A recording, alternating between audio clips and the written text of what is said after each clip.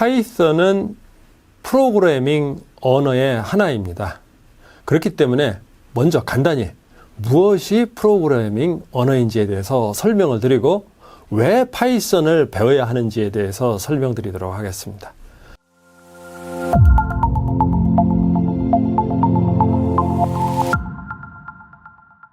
프로그래밍 언어는 무엇일까요? 프로그래밍 언어는 인간이 컴퓨터와 소통하는 언어입니다.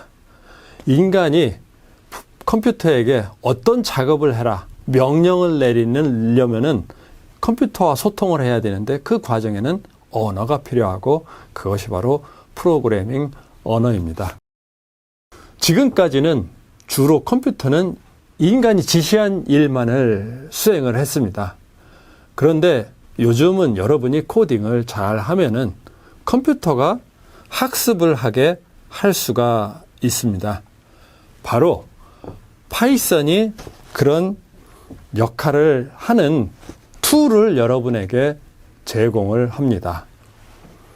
프로그래밍 언어는 컴퓨터와 소통하는 언어이기 때문에 그 나름의 문법을 갖고 있습니다. 흔히 신텍스라고 하는 표현이 있는데 이 신텍스라는 표현이 바로 여러분이 컴퓨터와 소통할 때 지켜야 되는 문법을 말합니다. 만약 여러분이 사소한 것이라도 이 신텍스에 있어서 실수를 한다면 컴퓨터는 여러분의 말을 이해를 하지 못합니다.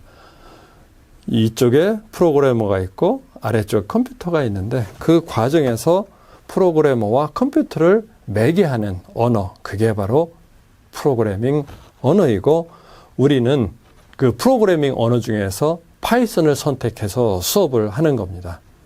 그럼 프로그래밍 언어에는 파이썬만 있을까요? 그렇지는 않습니다. 수많은 사실 프로그래밍 언어가 있습니다. 특히 그 많은 프로그래밍 언어를 두 개로 분류를 할 수가 있는데 첫 번째가 컴파일드 프로그래밍 언어이고 두 번째가 스크립팅 프로그래밍 언어입니다. 컴파일드 프로그래밍 언어란 뜻은 뭐냐면은 컴퓨터가 알아듣게 컴퓨터 랭귀지로 여러분이 코딩한 것을 변환을 시켜야 합니다. 스크립팅 랭귀지는 한마디로 비교를 한다면은 통역이라고 할 수 있습니다. 예를 들어서 어떤 책을 번역을 해서 주고 읽으셔 하는 게 있고 또 하나는 옆에서 누가 말을 할 때마다 즉시 번역을 해주는 거죠. 그러면은 번역과 통역의 차이는 뭘까요?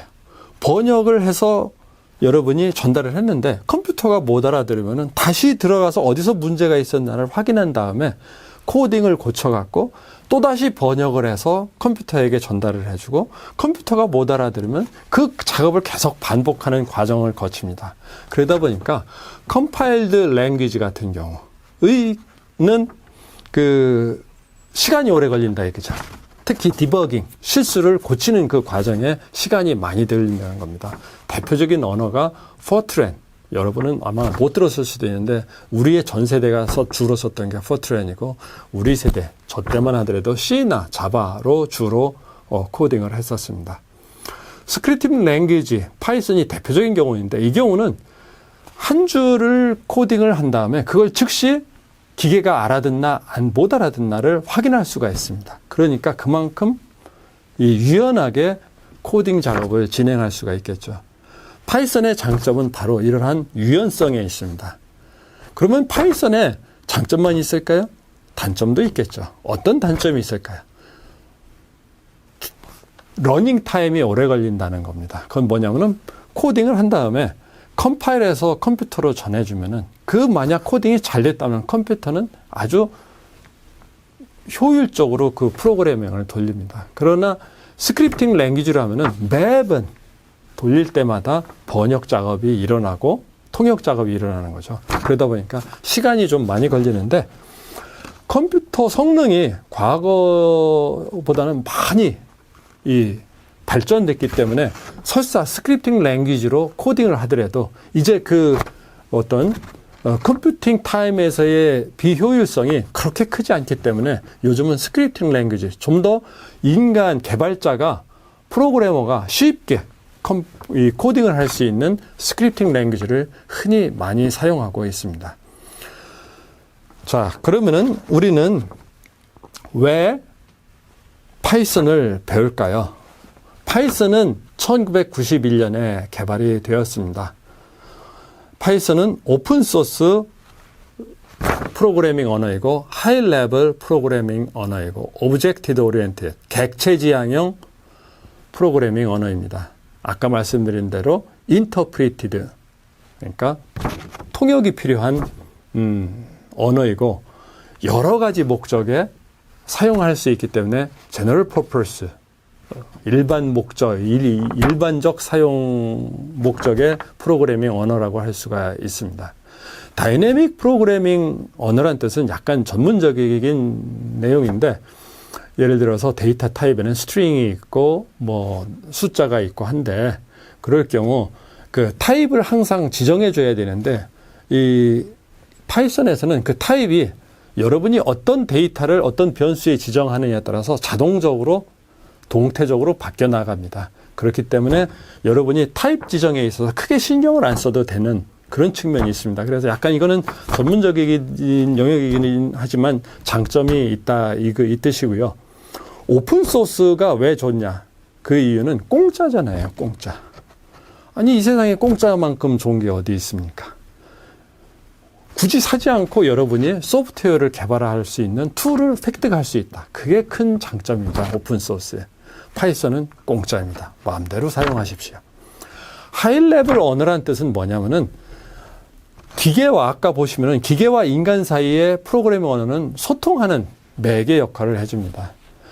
과거에는 기계가 좀 더 알아듣는 기계에 가까운 언어입니다. C나 자바나 뭐 포트란 이런 것들은. 그러나 파이썬은 인간에 가까운 언어입니다. 그래서 하이레벨이라고 합니다. 하이레벨 언어는 인간이 쉽게 배우고 왜냐하면 일상 언어와 상당 좀 더 가깝게 자꾸 만들어지는 거죠.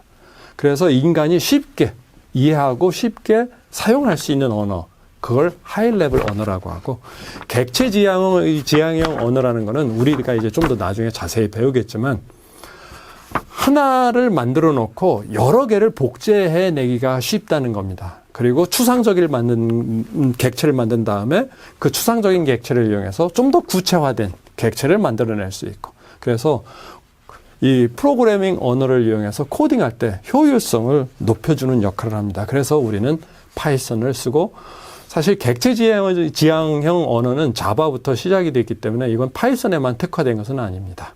파이썬은 아까 말씀드린 대로 하이레벨 언어이기 때문에 배우기 쉽습니다. 인간 측면에, 인간 시각에서는. 그러나 단점은 느리다는 겁니다. 그렇지만 또 하나 이제 언어가 중요한 거는 많은 사람이 사용하면 사용할수록 서로 소통하기가 쉬워진다는 거죠. 여러분이 만든 코드를 다른 사람이 사용할 수도 있고 다른 사람이 만든 코드를 여러분이 사용할 수도 있고 그래서 이 소프트웨어 랭귀지에도 흔히 경제학에서 쓰는 그 규모의 경제 또는 네트워크 이펙트가 존재합니다. 많이 사용하면 사용할수록 다른 사람이 만들어 놓은 코드를 갖다 쓰기가 쉽거든요. 그만큼 개발이 쉬워진다는 거죠. 그래서 이 파이썬이 장점이 뭐냐면은 현재 거의 가장 인기가 높은 프로그래밍 언어다 이거죠. 특히 머신 러닝이나 딥 러닝과 관련해서 파이썬이 가장 많이 사용되는 언어입니다. 그렇기 때문에 파이썬을 제가 선택한 거고요. 그러면 파이썬을 배우면 뭘 할 수 있냐? 간단히 말씀드리면은 웹페이지 개발을 할 수 있고 또 하나는 여러분이 원하는 소프트웨어를 개발할 수 있고 또 하나는 모바일 앱을 개발할 수도 있습니다. 여러분이 연구를 하시는 분이라면은 과학적 연구와 분석을 하는 데 있어서 파이썬을 또한 사용할 수가 있습니다. 그러면 파이썬이 늘 강하게 하는 인기 있게 하는 여러 가지 요소가 있는데 가장 핵심적 요소는 뭘까요? 그건 바로 많은 라이브러리를 갖고 있다 이거예요. 라이브러리는 흔히 이용자들이 만든 그 소프트웨어 툴이라고 보시면 돼요. 그러니까 여러분이 사용할 수 있는 도구가 많으면 많을수록 여러분이 원하는 어떤 소프트웨어를 만들 때 갖다 쓰면 되지 않습니까?